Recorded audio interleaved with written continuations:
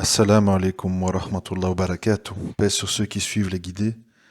Paix et bénédiction sur le prophète sallallahu alayhi wa sallam, sur ses compagnons, ses amis, sa famille, ainsi que sur tous ceux qui le suivront de bonne foi jusqu'au jour du jugement. Alors, je viens d'écouter la vidéo, c'est pas un audio, c'est une vidéo, de Vincent Souleyman, qui s'intitule Mon message aux islamophobes, qui a été posté hier en milieu de journée. Alors j'ai écouté, j'ai pas été très étonné de ce que j'ai entendu. Je dis absolument pas que c'est faux, c'est fondamentalement vrai. Enfin vrai, oui et non, parce que le souci c'est que si je me mets dans la peau d'un islamophobe ou de quelqu'un qui craint ou à qui ça dérange la présence des musulmans en France, malheureusement, je peux assez facilement répondre à tout ce qui a été dit. Donc ça veut dire que c'est peut-être pas la bonne explication, puisqu'il y a moyen d'y répondre. Alors en français, une expression A'udhu billah, qui veut dire se faire l'avocat du diable. Je préfère dire, je vais essayer de me mettre à la place de ce genre de personne et répondre à Vincent Souleyman pour lui faire comprendre que c'est pas aussi simple, contrairement à ce qu'il expose dans sa vidéo. Donc je vais pas m'arrêter sur chaque point, je réponds un petit peu globalement à ce qui a été dit. Je vais sans doute oublier des choses, mais c'est pas grave parce que je n'ai pas de notes. Et voilà, le débat est ouvert, il suffit d'écouter ce que je vais dire maintenant, écouter ce que le frère a dit, je posterai le lien plus bas, et voir si mes réponses tiennent la route ou pas, ou si je suis négatif, ou si je vois le mal partout, ou si je suis déprimant, c'est au choix. Alors voilà, tout d'abord, Vincent Souleyman nous dit, premier point, il nous dit, oui, mais sans nous, vous n'auriez pas connu les philosophes grecs. C'est à cause de la présence des savants musulmans en Andalousie que le savoir grec est parvenu à l'Europe, etc., etc. Ce qui est tout à fait vrai, tout à fait défendable. Le souci, c'est que les gens, sur ce point-là, qu'est-ce qu'ils vont dire? Ah, très bien, nous sommes très contents que les musulmans, il y a X centaines d'années, nous ont amené tout ça. Mais aujourd'hui, les musulmans ne sont plus une élite. Ils ne sont même pas capables de créer un téléphone portable, une télé, une voiture, une montre, une épingle. Ce sont des consommateurs, ils n'apportent plus rien. Ils n'innovent plus, ils n'inventent plus. Ils sont juste des bédouins qui sont au pied de forage de pétrole et ils achètent des voitures américaines, des iPhones. Ils sont membres de Netflix et ils jouent à la PlayStation, etc. Donc c'est peut-être vrai ce que vous dites, Monsieur Souleyman. Il y a X centaines d'années, mais aujourd'hui, ce n'est plus une élite, ce n'est plus une source d'inspiration ou d'un quelconque apprentissage de quoi que ce soit. Voilà, c'est ce que ces gens diraient face à ce premier argument. Deuxième argument. Vincent Souleyman nous dit oui, mais faut pas oublier que les musulmans qui sont ici en France, c'est pas le fruit d'invasions barbares ou militaires, c'est le fruit d'une arrivée de main-d'œuvre d'Algérie et d'ailleurs, quand on avait besoin de construire des Peugeot et des Renault à Boulogne-Billancourt et à Sochaux. Et ils sont venus et donc ils ont apporté à la France, ils ont apporté de la main-d'œuvre, ils ont travaillé dans les hôpitaux, etc. Et aussi, lors de la guerre contre l'Allemagne, il y a eu les tirailleurs sénégalais, les soldats marocains, algériens, qui sont venus prêter main forte et qui sont morts pour la France. Donc ils ont apporté quelque chose à la France. Alors face à ça, la réponse, que j'ai souvent entendue déjà, ça consiste à dire oui, c'est vrai, mais après avoir été chassés d'Algérie après une guerre meurtrière parce qu'ils voulaient leur indépendance, les Algériens ont bien voulu venir ici dans le cadre d'un contrat de travail où ils étaient rémunérés comme on rémunère n'importe quel travailleur, pour venir effectivement travailler dans nos usines ou dans telle ou telle entreprise.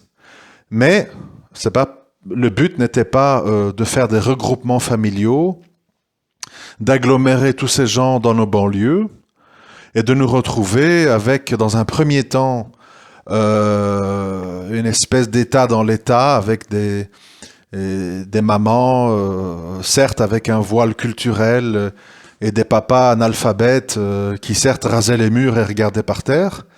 Dans un premier temps, ça nous a pas trop dérangé puisqu'ils étaient complètement en bas de l'échelle sociale.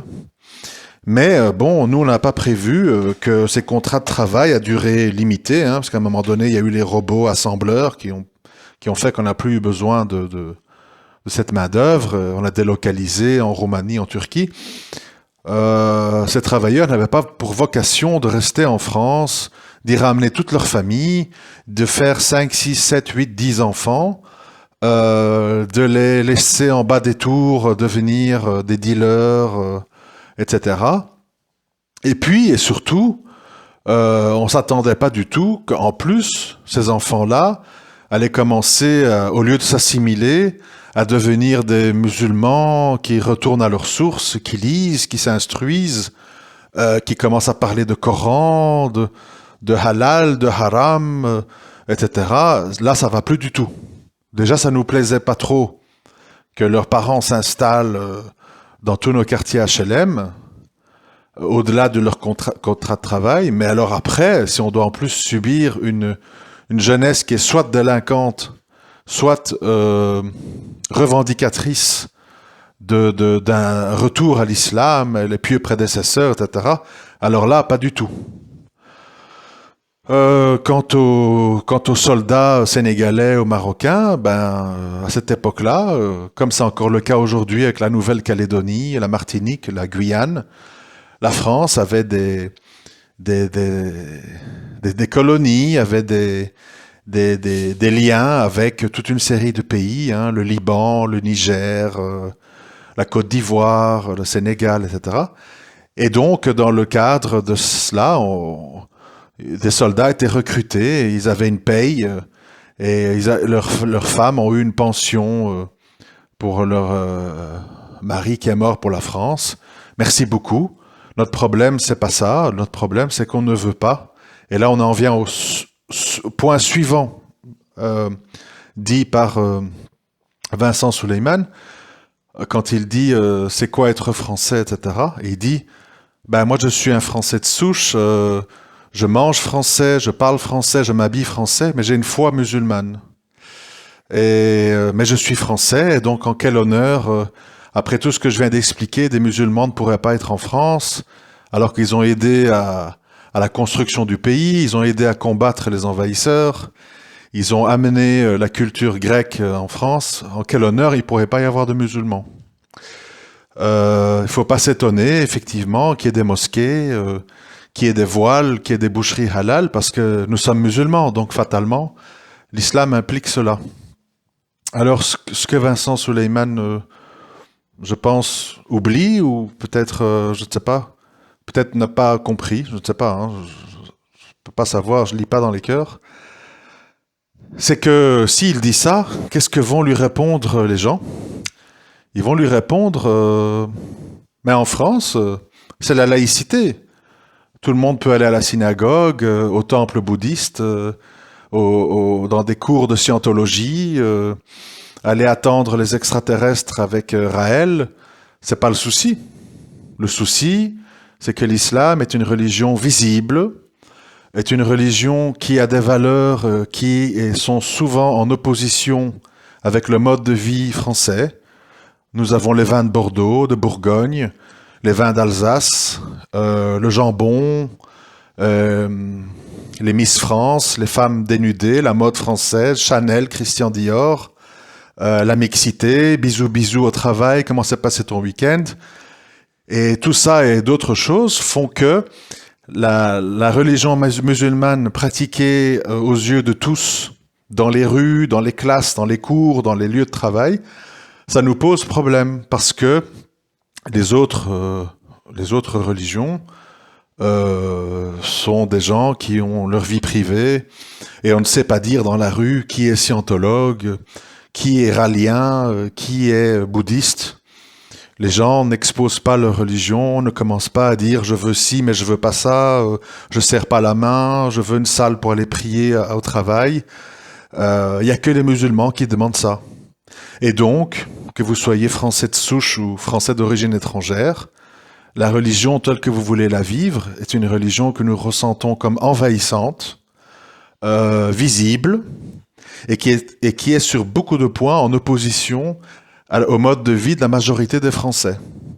Et donc, et donc, au nom du vivre ensemble et de s'unir fatalement sous le drapeau, la Marseillaise, la République, les militaires, la police, la justice, les valeurs de l'islam, plus elles sont pratiquées, plus elles sont comprises par les musulmans, plus elles nous posent problème. Parce que c'est visible, parce que c'est en opposition, et parce que ça cause du souci pour le vivre ensemble. Et donc, l'islam, pour nous, est un problème, tout simplement. Ça sert à rien de dire voilà, on fait pas de vagues, on n'est pas des méchants, on n'est pas des terroristes. Pour nous, votre façon de concevoir la société, de concevoir les relations hommes-femmes, vos façons de manger, vos habitudes, l'égorgement de l'Aïd, etc., nous posent problème parce que nous, on vit pas comme ça. Et chez nous, ben, on s'embrasse, on se souhaite bon anniversaire, on a des collègues de travail hommes-femmes, on se fait soigner par un gynécologue homme, etc., etc. Et tout ça vous pose problème à vous, les musulmans pratiquants. Donc, c'est un problème au vivre ensemble, et donc, les musulmans posent problème. Et voilà, c'est-à-dire que c'est bien beau, en fait, de dire, de parler de l'histoire, du passé, des gens arabo-musulmans qui sont morts pour la France. Bon, je ne sais pas s'il faut en faire une fierté, parce que un musulman qui tue pour autre chose que Allah, je ne sais pas très bien si son meurtre est valable. Ça, c'est un autre débat. Et aussi faire semblant, en fait, que les musulmans pratiquants, avec tout ce que ça implique, ne causent pas de soucis à la société française, que c'est rien du tout. Pendant que tu manges ton jambon beurre, ben moi je mange un sandwich à la dinde. Pendant que tu as une barbe de hipster, moi j'ai une barbe musulmane. Et pendant que tu t'habilles à la mode de Jean-Paul Gaultier, moi je mets un hijab. Voilà, en fait, il n'y a pas de différence, il n'y a pas de souci. Non, il y a des soucis, il y a des oppositions. Il y a des choses incompatibles, il y a des choses choquantes. Il y a des choses qui sont techniquement insolvables. Parce que la majorité des Français vivent et ont des habitudes qui sont pas mal de fois en opposition avec l'islam et ses valeurs. Et donc tout ce travail que fait Vincent Souleyman qui consiste à vouloir minimiser, dédramatiser, rechercher dans les références historiques, pour faire admettre, je ne sais pas à qui, mais pour faire admettre que finalement le français est de mauvaise foi, qu'il est raciste et que les musulmans ne posent aucun souci, etc. Évidemment, ça passe mal parce que les gens vont répondre ce que je viens de répondre. Plus ils vont parler de la délinquance, de la population carcérale, du radicalisme, du terrorisme, en plus de tout ce que je viens de dire. Et donc voilà, à un moment donné, malheureusement, les choses théoriques qu'on théorise, quand on les met en confrontation avec la réalité et la perception des gens, elles ne sont pas recevables, elles ne sont pas audibles, parce que on est entre une personne en fait qui parle d'un espèce de monde imaginaire. Vous savez, c'est totalement imaginaire de penser que les Français de 2020 vont être reconnaissants aux philosophes et aux savants musulmans de l'époque dans l'Andalousie, ou les tirailleurs sénégalais et algériens et marocains qui sont morts pour la France. C'est utopique de penser que les Français d'aujourd'hui vont être reconnaissants et vont trouver ça formidable et respectable. Bon, comme on dit, de l'eau est passée sous les ponts, hein. Depuis lors, les Allemands sont nos amis. C'est eux qui détiennent la banque centrale et qui gèrent l'euro. Et en fait, toute l'Europe marche au rythme de l'Allemagne et des ordres de l'Allemagne. Donc, bon, cette vieille guerre d'il y a plus d'un demi-siècle et ces vieilles histoires des savants musulmans d'Andalousie d'il y a 500 ans, bon, c'est bien joli, mais ça ne nous concerne plus. Et voilà, c'est-à-dire qu'il faut toujours être dans le pragmatisme. Et le problème de beaucoup de frères, en fait, c'est qu'ils vivent dans les livres, ils vivent dans l'histoire, ils vivent dans des références qui sont vraies, c'est pas ça le souci, mais qui ne sont pas à l'ordre du jour, parce qu'il y a d'autres phénomènes et d'autres conséquences de ce brassage culturel et religieux qui sont beaucoup plus importantes pour les gens, parce que ça les touche dans leur quotidien. La délinquance, les voitures brûlées, les tournantes, les filles en jupe qui se font siffler, agresser, les chicha-bars, la drogue, la police, le caillassage des pompiers, etc., etc., etc. Ça, c'est ça que les gens y voient, c'est ça que les gens vivent. Et ils entendent ces gens gueuler le Coran de la Mecque, Wallah, ta mère, voilà. Les savants d'Andalousie, les tirailleurs marocains, sénégalais, ils sont sous terre, plus personne ne les voit, ne les entend, et n'ont plus aucun rôle actif dans la société. Ce sont des vieilles histoires, des belles histoires, comme moi j'aime le dire, nous avons été grands, mais aujourd'hui nous sommes non seulement petits, mais nous sommes nocifs. Et comme nous sommes nocifs, bah, les gens n'ont pas envie d'être embêtés, dérangés, à tous les niveaux. Sécurité, mode de vie, vivre ensemble, etc., etc. Alors le nier, je ne sais pas si c'est intéressant de le nier. Moi j'ai toujours été un partisan de le fait d'assumer, gentiment, poliment, mais d'assumer. Et de dire, bon, qu'est-ce qu'on fait? Que fait-on?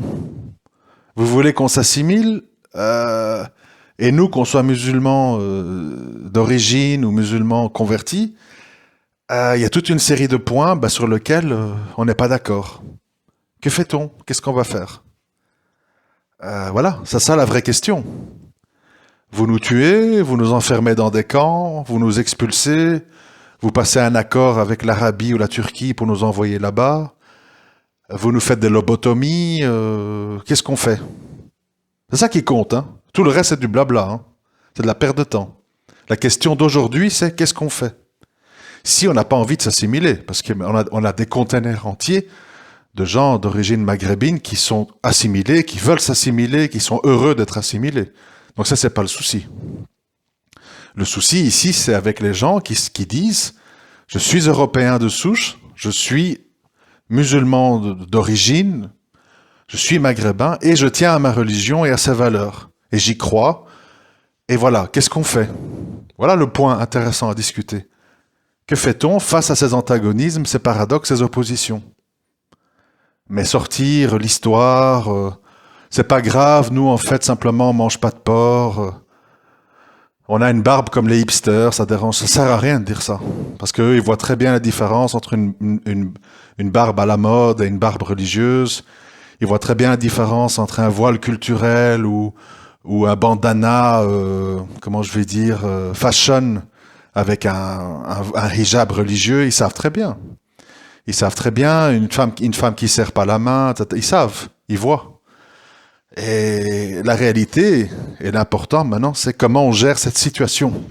Autrement que par des vœux pieux ou du bottage en touche, ou des références historiques révolues.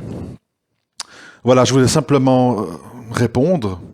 Libre à vous maintenant d'écouter la vidéo du frère Suleiman, et puis de faire la part des choses, et de voir, et de réfléchir à ce qui est le plus logique, le plus réaliste, le plus crédible. Je vous remercie de m'avoir écouté. Assalamu alaikum wa rahmatullahi wa barakatuh.